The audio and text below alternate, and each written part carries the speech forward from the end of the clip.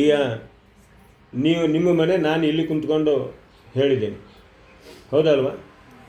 ಮನೆ ಒಳಗಿಂದ ಹೊರಗಡೆ ಬರಬೇಕಾದ್ರೆ ಬಲಗಡೆ ಸೂರ್ಯ ಹುಡ್ತಾನೆ, ಮನೆ ಮುಂದ್ಗಡೆ ಲೈಟಾಗಿ ಡೌನ್ ಬಂದು, ಮನೆ ಮುಂದ್ಗಡೆ ಒಂದು ಅಡ್ಡ ರೋಡ್ ಬಂದು ಸೈಡ್ಗೆ ಡೌನ್ ಹೋಗುತ್ತೆ. ಆ ಸೈಡ್ಗೆ ಡೌನ್ ಹೋಗಿ 3 ರೋಡ್ ಆಗುತ್ತೆ. 3 ರೋಡಿಂದ ಮತ್ತೆ ಈ ಕಡೆ ಹೋಗಿ ಸೈಡಿಗೆ ಹೋದರೆ ದೇವಸ್ಥಾನ ಬರುತ್ತೆ. ಎಷ್ಟು ದೇವಸ್ಥಾನ ಇದಾವಲ್ಲೇ? 2 ದೇವಸ್ಥಾನ ಇದಾವೆ. 2 ದೇವಸ್ಥಾನ ಇದ್ದಾವೆ. ಆಯಿತು, ಆ ದೇವಸ್ಥಾನ ಆಯಿತು. ಆಮೇಲೆ ಇದು ಹೊರಗಿಂದ ಒಳಗಡೆ ಬರುವಾಗ ಎಡಗಡೆಯ ಫಸ್ಟ್ ಮೂಲಿ, ಅದು ದೇವಮೂಲಿ. ದೇವರಿಲ್ಲ. ಆ ದೇವಮೂಲಿಗೆ ಎಂಥ ಮಂಚ ಬೀರು ಹಾಳು ಮೋಳು ಇಂಥ ದೋಸ ಧಾನ್ಯ ಇಡಬಾರ್ದು. ಏನೈತಲ್ಲೇ ಹಾಳು ಮೋಳು ಏನೇನೋ ಬಿದ್ದಾವು, ಹೌದಲ್ವ? ತೆಗಿಬೇಕು ಅದನ್ನು ತೆಗೆದ್ರೆ ಆರೋಗ್ಯ ಸುಧಾರಿಸ್ತೈತಿ, ಅಂದುಕೊಂಡ ಕೆಲಸ ಸಾಧಿಸುತ್ತಾರೆ. ಅಲ್ಲೇ ಹಣಕಾಸಿನ ಸ್ಥಿತಿ ಚೆನ್ನಾಗಿರುತ್ತದೆ, ಸಂಸಾರ ಜೀವನ ಸುಖಮಯವಾಗಿರುತ್ತೆ. ಹಂಗಾದ್ರೆ ಅದಕ್ಕೆ ನೀವು ಅದನ್ನು ದೇವಮೂಲಿಗೆ ಕ್ಲಿಯರ್ ಮಾಡಬೇಕು. ದೇವಮೂಲಿಗೆ ಮಂಚ ಬೀರು ಇರಬಾರ್ದು. ಅಲ್ಲಿ ಒಂದು ಡ್ರಮ್ ನೀರಿನ ವ್ಯವಸ್ಥೆಯು ಅದನ್ನು ತೆಗೆದ ಮೇಲೆ, ಇಲ್ಲಾಂದ್ರೆ ಇಂಥದ್ದೊಂದು ಅಕ್ವೇರಿಯಮ್ಮು ತಗೊಂಬಂದಿಡಬೇಕು. ಅರ್ಥ ಆಯ್ತಾ?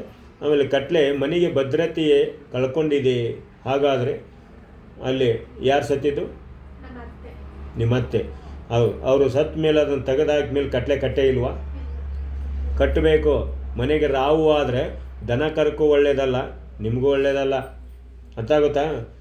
ಒಂದು ಹೊಸದೊಂದು ಕಟ್ಲೆ ಬರಬೇಕು, ಆ ದೇವಮೂಲಿ ಕ್ಲಿಯರ್ ಮಾಡಬೇಕು. ಸರಿ, ಮನೆಯಲ್ಲಿ ಹೊಸ್ತಿದಾವಲ್ಲ, ಹೊಸ್ತಂದ್ರೆ ಗೊತ್ತಲ್ವ?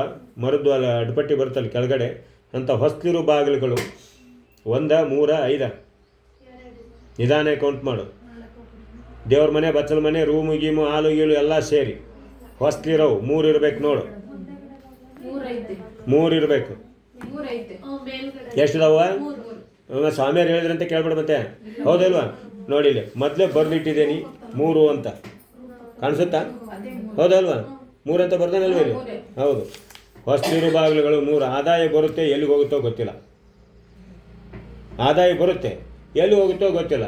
ಅದಕ್ಕೆ ಇನ್ನೊಂದು ಹೊಸ್ತು ವ್ಯವಸ್ಥೆಯನ್ನು ನೀವು ಮಾಡಬೇಕು. ಅರ್ಥ ಆಗುತ್ತಾ? ಒಂದು ಹೊಸ್ತು. ಆಮೇಲೆ ಕಟ್ಲೆನ ಚೇಂಜ್ ಮಾಡಬೇಕು. ಆ ದೇವಮೂಲಿದನ್ನು ಕ್ಲಿಯರ್ ಮಾಡಬೇಕು. ಯಾವ್ರಿದು? ಹಾಂ, ಆನ್ಗೋಳ, ದಡದಹಳ್ಳಿ. ಆನ್ಗೋಳದ ಹತ್ರ ದಡದಹಳ್ಳಿ, ಚನ್ನರಾಯಪಟ್ಟಣ ತಾಲೂಕು. ನಿಮ್ಮೂರು ಎಲ್ಲೋ ಐತಿ, ನಾನು ಎಲ್ಲೋ ಇದ್ದೀನಿ. ಇದಿಷ್ಟು ಇಲ್ಲೇ ಕುಂತ್ಕೊಂಡು ಹೇಳಿದ್ದೀನಿ.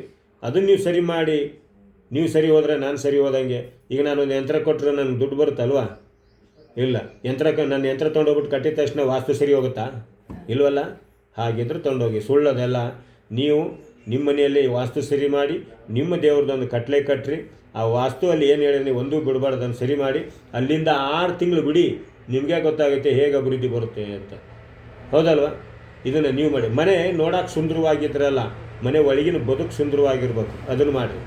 ಇಲ್ಲಾಂತಂದ್ರೆ ಬದುಕು ಸರಿ ಇರಲ್ಲ. ಇದಿಷ್ಟು ನಿಮ್ಮೂರ್ದು, ನಿಮ್ಮದು ಇರ್ತಕ್ಕಂಥ ಆರೋಗ್ಯ ಅನ್ನುವಂಥದ್ದನ್ನು ನಾನು ಹೇಳಿದೆ. ಒಂದು ಅಪೋಷನ್ ಆಗೈತಿ ಅಂತ ಹೇಳಿದೆ, ಹೌದಾ ಅಲ್ವಾ? ಕರೆಕ್ಟ್ ತಾನೆ? ಅಪೋಷನ್ ಅಂದರೆ ಸಂತಾನ ನಿಂತ್ಕೊಂಡಂಗಾಗಿ ಕ್ಯಾನ್ಸಲ್ ಆಗಿರೋದು. ಸರಿ ತಾನೆ? ಹೌದು. ಈಗ ಹಾಂ, ನಿಮ್ಮ ಮಧ್ಯದಲ್ಲಿ ಮಕ್ಕಳು ಬೇಡ ಅಂತ ಬಿಟ್ಟರೆ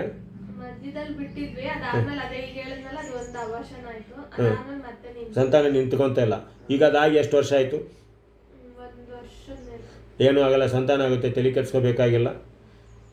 ಇದರಲ್ಲಿ ಯೋಗ ಫಲ ಐತಿ. ಇನ್ನು ನಿಮಗೇನಾರ ಆ ಥರ ಸಂತಾನ ಅವಶ್ಯಕತೆ ಐತೆ ಅನ್ನೋದಾದರೆ ಇದನ್ನು ಪೂಜೆ ಮುಗಿಸ್ರಿ. ಇಲ್ಲಿ ಒಂದು ಶನಿ ಶಾಂತಿ ಪೂಜೆ ಐತಿ, ಮುಗಿಸ್ಬೇಕಾಗುತ್ತೆ.